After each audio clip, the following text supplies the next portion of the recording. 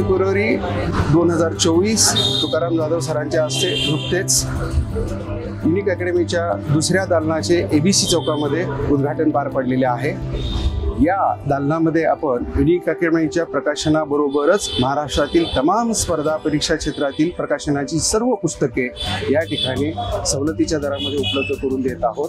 याशिवाय unique foundation व साहित्यिक क्षेत्रातील ही पुस्तकं या ठिकाणी आपल्याला उपलब्ध होणार आहेत।